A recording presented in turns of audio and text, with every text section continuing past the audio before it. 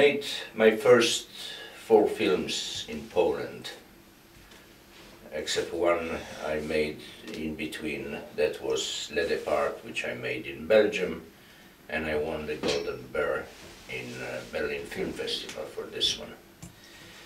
But when I made my number 4 film in Poland, it was called Hands Up. It was heavy political film, anti-Stalinist, and as a result I was expelled from the country. So I found myself in a completely new situation, not knowing the languages.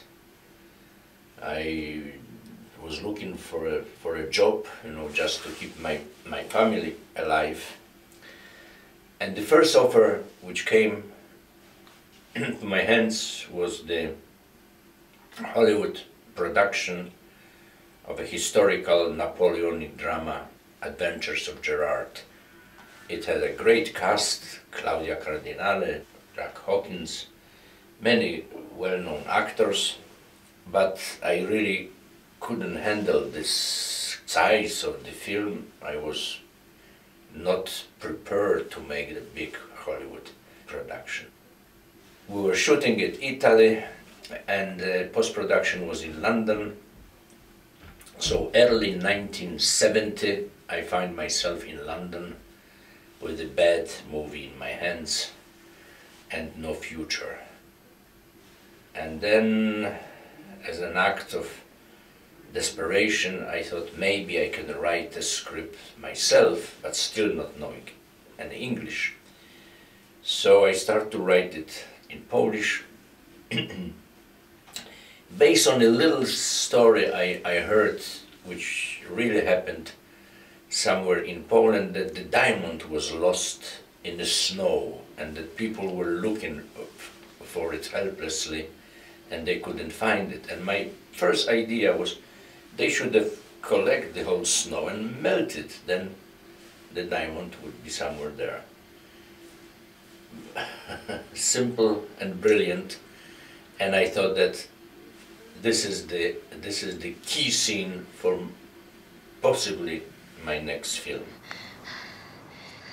Oh shit! It's not my tooth.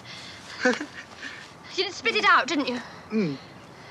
Yeah, I spat You didn't swallow it? No. Oh God! Help me look for it.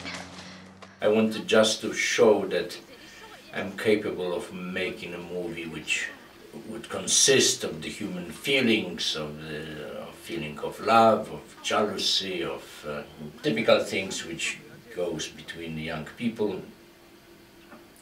And as such, the little story, The Diamond, was just perfect. The casting of the film, obviously, I made in London. The first person I've chosen was Jane Asher, who was very famous at that time. She was a girlfriend of Paul McCartney, so maybe that was the reason that you know, everybody knew about her. I've also chosen the part for that fat woman in the bath, you know, having football fantasies. That was Diana Dors, who wasn't acting for many years at that time, and practically it was most likely her very last part she ever did. She died some years later.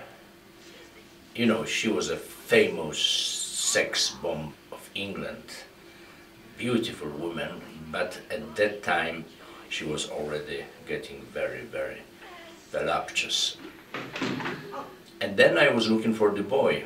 I met several young actors, couldn't find anyone until one day the door opened and this young man, John Walter Brown, appeared at the door, and instantly I knew that this is the guy, this is the boy I need, and he proved to be phenomenal in the film. Deep End has really quite sophisticated photography and set design. It was a combination of a group of people. There was a British art director, Tony Pratt, and the German cameraman, Charlie Steinberger. And we decided to go for bright colors. The very first location I found in London was that yellow corner in Soho, where the nightclub is located. And also we were improving the existing places by giving them some additional color. I should mention that red paint, which I purposely put in a couple of places in the public bath, just to show that it is during the process of the renovation that the red would appear more and more.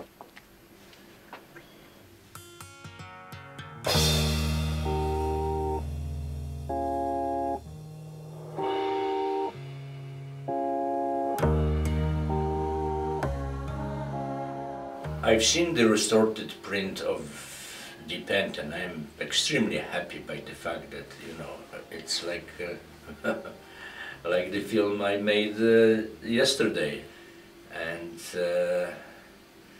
I guess there will be a new generation now to watch this film, and I hope that they will have the same pleasure as the generation before.